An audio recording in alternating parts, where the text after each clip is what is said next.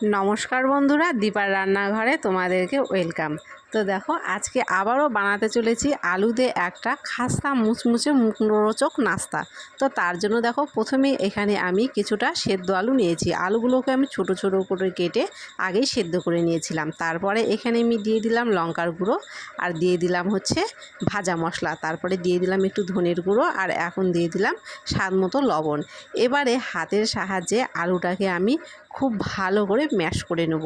আর সবগুলো উপকরণ আলুর সাথে খুব ভালো করে দেখো এখানে মেখে নিয়েছি।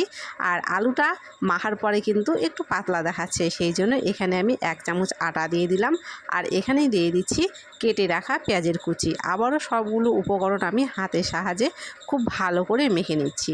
আর আজকের রেসিপিটি যদি তোমাদের ভালো লেগে থাকে, অবশ্যই ভিডিওটিকে লাইক করে দিয়ে চ্যানেলটিকে সাবস্ক্রাইব করে দিও। আর কমেন্টে বলো এটা তোমাদের কেমন লেগেছে, আর ভিডিওটিকে অনেক অনেক শেয়ার করে দিও বন্ধুদের মধ্যে। তারপরে দেখো, আলুটাকে এক সাইডে সরিয়ে রেখে এখানে আমি নিয়েছি আটা। তোমরা চাইলে এখানে ময়দাও ব্যবহার করতে পারো। তারপরে আটাটাকে ময়াম দেওয়ার জন্য এখানে আমি দিয়ে দিয়েছি লবণ, দিয়ে দিলাম কালো জিরা, দিয়ে দিলাম একটু খাবার সোডা, তারপরে দিয়ে দিলাম এখানে সাদা তেল। খাবার সোডা দিলে কিন্তু দেখবে এই খাবারটা খুবই মুচমুচে আর খাস্তা হয়, সেই জন্য আমি এখানে খাবার সোডাটা ব্যবহার করেছি। তারপরে সবগুলো উপকরণ খুব ভালো করে হাত দিয়ে মিশিয়ে নিয়ে পরিমাপ মতো অল্প অল্প করে জল দিয়ে আমরা যেভাবে রুটির আটা মাখি ঠিক সেইভাবে মেখে এখানে একটা ডো তৈরি করে নেব। তো জলটা একবারে বেশি করে দিতে যাবে না, তাহলে আটার ডোটা কিন্তু পাতলা হয়ে যেতে পারে, নরম হয়ে যেতে পারে। তারপরে দেখো, এখানে আটাটাকে আমি খুব ভালো করে মেখে নিয়েছি। তারপরে আটাটা এখানে আমার মাখা হয়ে গেছে। এখন আটাটাকে আমি 5 মিনিটের জন্য ঢেকে রেখে দিচ্ছি। তারপরে দেখো, এখানে 5 মিনিট পরে ফিরে এলাম। এখন এই আটাটাকেই আমি দুটো ভাগে ভাগ করে নিয়েছি, মানে দুটো লেচি করে নিয়েছি।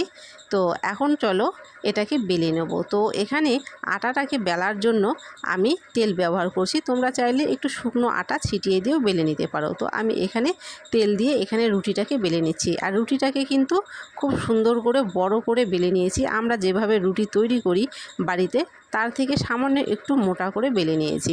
তারপরে আগে থেকেই যে আলুর পুরটা তৈরি করে রেখেছিলাম, তার উপর দিয়ে দেখো আলুর পুরটা খুব ভালো করে এখানে আমি সেট করে দিলাম। তারপরে আরও একটা রুটি যেটা বেলে রেখেছিলাম, সেটা এর উপর দিয়ে আমি দিয়ে দিচ্ছি। দিয়ে দেখো, চারপাশ দিয়ে হাত দিয়ে চেপে চেপে খুব ভালো করে আমি এটাকে সেট করে দিচ্ছি। তো এইভাবে দেখো সেট করা হয়ে গেছে। তারপরে একটা ছুরির সাহায্যে, যেহেতু এর চারপাশগুলো একটু এবড়ো খেবড়ো আছে, সেই জন্য এর চারপাশগুলো আমি কেটে সমান করে নিচ্ছি। তো তোমাদের যেটা দিয়ে কাটতে সুবিধা হবে তোমরা সেভাবেই কেটে নেবে। আমি এখানে ছুরি ব্যবহার করছি। তারপরে দেখো, এখানে হাত দিয়ে ধরে ধরে এভাবে আমি 4 সাইডের যে অবশিষ্ট অংশগুলো আছে, বাড়তি অংশগুলো, সেগুলোকে খুব সুন্দর করে কেটে নিলাম। তারপরে এগুলোকে আমি প্রথমে লম্বা লম্বা করে কেটে নেব, তারপরে এগুলোকে ছোট ছোট টুকরো করে কেটে নেব।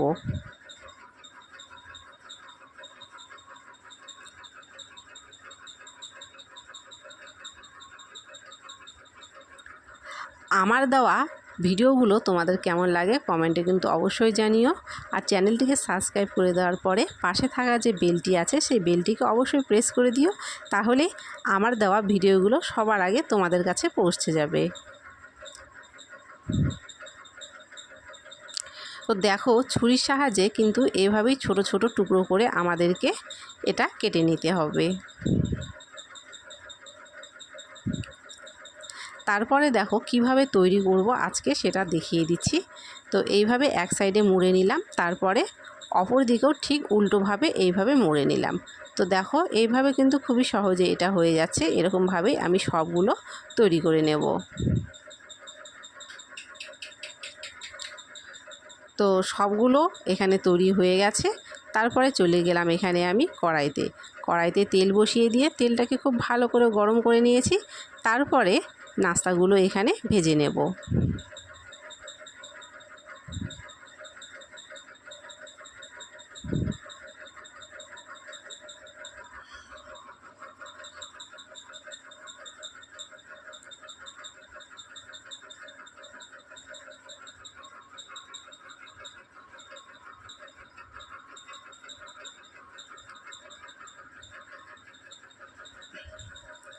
তো এভাবেই দেখো লাল করে কিন্তু নাস্তাগুলোকে ভেজে নিতে হবে, তাহলে এগুলো খেতে কিন্তু খুবই মুচমুচে আর সুস্বাদু হবে।